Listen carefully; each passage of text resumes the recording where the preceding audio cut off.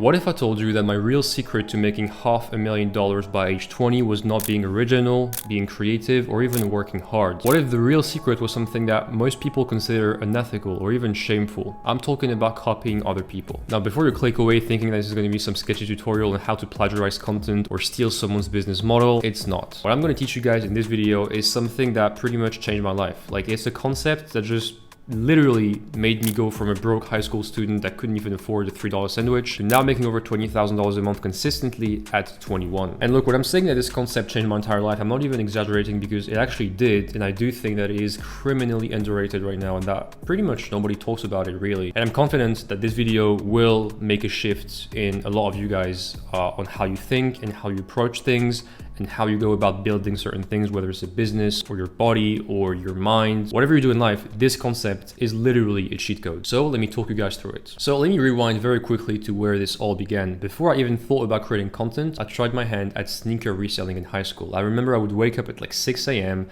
log into the Nike app and pray I would get selected for the latest drop so I can just flip the pair of shoes I just bought and sell it for a profit. And looking back, it wasn't even a real business because it was just random. Nobody knew if you would get selected for the pair of sneaker or not. It was basically a random algorithm that would decide whether or not you get access to buy the pair at the retail price or if you don't. And usually you wouldn't get it. Now, after 2 months of doing this amazing hustle, my grand total was $100 in profit. One pair of shoes I bought for $100, I sold for $200. So it's not exactly life-changing money, is it? And I realized pretty quickly that if I wanted to make real money, sneaker reselling was probably not going to be my path. So I asked myself, what's my unfair advantage? And the answer was obvious at the time. I spoke English fluently, which is pretty rare for a kid that was born and raised in France. And just asking myself this question really opened up a whole new world of opportunities that most of my peers could not access because, well, they didn't really speak English. So anyways, fast forward to February of 2021, when I was still in high school, I decided to start creating content on Instagram.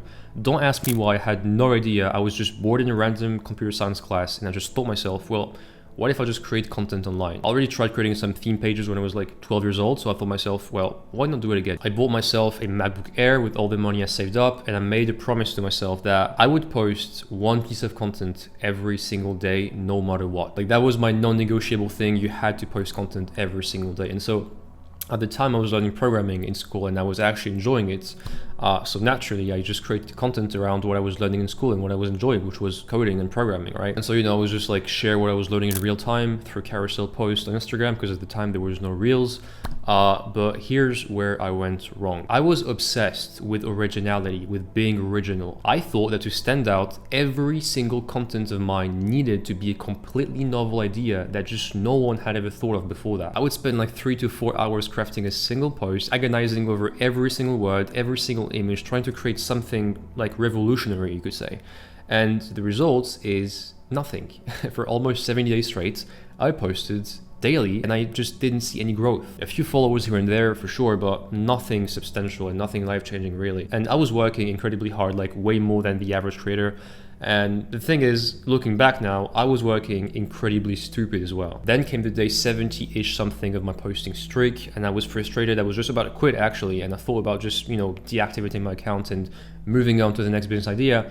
And then I thought to myself, well, I'm just exhausting myself and it doesn't look like there's any results because, well, I didn't have a lot of followers and I was spending like so much hours creating like actual original content, trying to make it, work and go viral, but nothing worked. So I was just on the verge of quitting, right? And I just told myself, well, what if I just stop trying to be original? And like, what if I just give myself a bit more leeway and try to see what's working for other like creators that are, at levels I hope to reach one day, like 50,000 followers, 100,000 followers. And I just went and did that. I took a look at their accounts. I tried to study what posts were doing good, and how they were writing the posts and how they would like hook people in to like read the entire post. And I did that, and I told myself, well, I'm about to quit, this doesn't seem to work anymore. Let me just try to just, sort of copy someone else's content that did well. And when I say that, I don't mean like copy them word for word, because, well, that would just be plagiarism and frankly, it just wouldn't work anyways. But I told myself, I'm gonna study their formats, their structures, their approaches, how they write the content, and just take a step back, right? And look at their content from a creator's perspective, not from a consumer's perspective. So I remember I found a creator with like hundreds of thousands of followers who was creating viral content in the fitness niche, not in the programming niche, because I was in the coding/programming niche, but in the fitness niche, right? And what I did is I analyzed pretty much all their successful posts, like the formats, the hook, the way they structure the points, the call to action at the end, the captions, the hashtags they were using, the choice of words they were using, how they created the post and like all the color schemes they used. Like literally, I just literally dissected every piece of content they had. And right after I did that, I sort of applied everything I've learned from their content to my content, to my programming content, right? And the result was my first ever viral post. Thousands of likes, hundreds of followers, and dozens of people commenting on my post, thanking me for the valuable content. And the crazy thing is that I didn't change the value of the content. I didn't even change what I was teaching in that content. It's not like I just, gave them a piece of information that was 10 times better than the post I was posting before that. It was the exact same thing. The only difference is I looked at someone else's viral content and successful content, and I just tried to adapt what I learned from their content to my content, right? And well, ladies and gentlemen, that is the whole concept of reverse engineering. Everything I've been saying from the beginning of this video is reverse engineering. This is the name of the concept, reverse engineering. And I remember it was just like a complete paradigm shift because, well, I just realized all of a sudden that all the work I had put in on like all these previous posts, when I was just working so hard on writing the perfect choice of words, or trying to make me sound smarter than I am, or trying to write the perfect copy and trying to find the perfect image for this post, literally everything was useless because I realized that I didn't need to be original in every single thing I was doing. I just needed to change the format of what I was saying. Like the exact same thing I was saying, the exact same lesson, the exact same value, but packaged in a different format. From that day forward, I just completely changed my approach because now instead of spending hours trying to create something revolutionary and something that nobody has even seen before, I spent 30 minutes studying what was working for successful creators in completely different niches, then adapted those formats to programming content. I would find a viral post about like fitness and turn it into a programming post. I would find a viral post about finance and turn it into a programming post. I would find a viral post about relationships and turn it into a programming post. The key was looking outside of my niche, because when you only study what others in your field are doing, you're just recycling the same ideas over and over again. But when you just look at completely different industries and try to broaden your vision, you find fresh formats and approaches that your audience has never seen before in your content. Now, this strategy helped me grow from 0 to 50,000 followers in just a few months. And once I had the audience, monetization just followed naturally. Then came the brand deals, and I had my first like 5-figure brand deal, which was $12,000 in December of 2022. And soon after that, I was making between $8,000 to $16,000 a month just from companies paying me to feature their softwares and AI tools. By late 2023, I launched my online course designed to help people do the exact same thing that I did, and it was a massive success. All told, I've made over $500,000 using this strategy of just stealing like an artist from other niches. And now the thing is, like the lesson I want you guys to take away from that video is that this concept of reverse engineering applies to literally every single aspect of your life. If you want to go to the gym, you've never been before that, right? And you're just skinny as you want to just have like a nice body. The best thing you can do, instead of trying to enroll in like 5 figures program, trying to hire a coach that's going to be like super expensive, you can just find someone who was in the exact same situation as you. So in this case, skinny, and you wanted to get big, who did that, who got big, and simply reverse engineer how they went from being skinny, so your starting point right now, to where you want to be, which is being ripped, right? It is that simple. You can just reverse engineer your way through literally everything. For example, if you're a creator who wants to go from 0 to 50,000 followers, instead of paying for like a course that's going to cost you a lot of money, and maybe you don't even have that money in your bank, what you can do is simply just take a look at creators who blew up recently, so who also were at your stage that you're currently at right now, just a couple months ago, and just reverse engineer their success, really. Like you can just take a look at their content, which content they posted got them the most followers, which one are like the outliers, the one that got them the most views, the most likes, and then you can simply just learn from that. You can just dissect everything, how they write the hooks, how they, talk in the videos, how they reply to comments, what their captions look like, do they use hashtags, do they post stories, what's their bios on Instagram, like every single thing you can just analyze and reverse engineer because, well, everything is public. All the content they posted that got them from 0, so where you're at right now, to 50,000 followers, it is all live. You can just access it and you can just dissect it by yourself and learn so much from it, then apply what you learned in your content, and chances are, well, you will get to 50,000 followers as well. Though let me be crystal clear about something. I'm not advocating for plagiarism or stealing someone's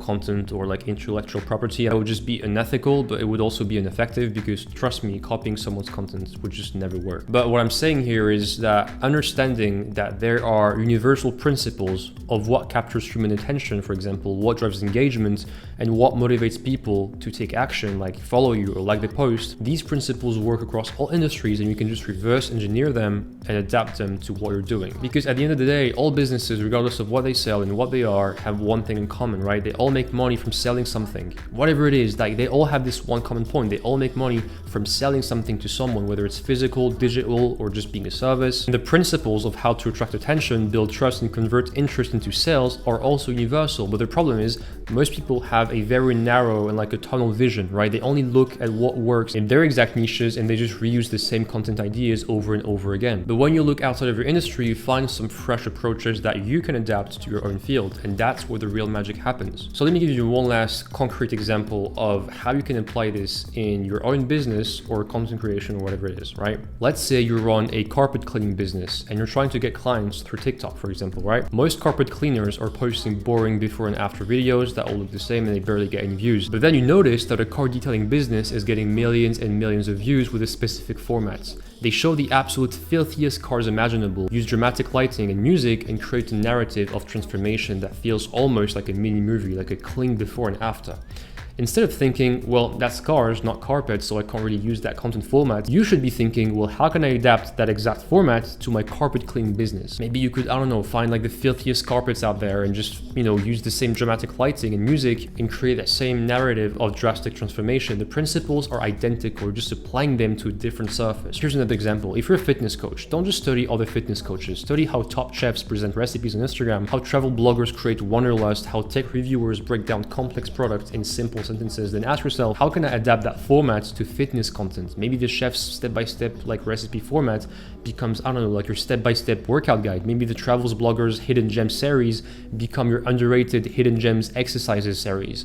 Maybe the tech reviewers comparison videos become your exercises variation comparison videos. Possibilities are endless once you expand your vision beyond your own niche and start to look abroad and look at what other people are doing in their respective fields. Let me give you guys the exact framework that I use, very simple, to implement this strategy, right? First step is to identify top performers outside of your niche. Find creators or businesses with massive engagement in industries completely different from yours. Step 2, analyze the top performing content. What formats are they using? How do they structure their content? Step 3, extract the underlying principles. Look beyond the specific topic to understand why their approaches is working. Is it the contrast? Is it the storytelling, the simplicity of the video? Step 4, adapt to your field. Take those principles and formats and apply them to your specific niche or business. And step 5, which is probably the most important here, is test and refine. Not everything will translate perfectly. Test different approaches, see what resonates with your audience, and refine accordingly. This framework is not just for content creation because it works for literally any business. Like sales strategies for SaaS companies can work for local service businesses. Marketing approaches for luxury brands can work for affordable products, right? Customer service practices from hospitality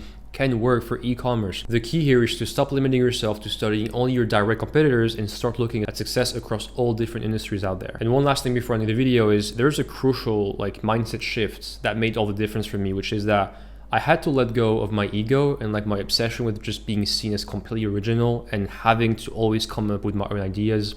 And telling myself that I would never be inspired by anyone else or get inspired by someone else's content. I just had to accept that there are very few truly original ideas in the world, and that most innovation out there is just clever adaptation and combination of existing concepts put together. Good artists copy, but great artists steal. But I would add to that, the best artists steal from outside their medium. This mindset shift really just freed me from this paralysis of trying to create something new every single day.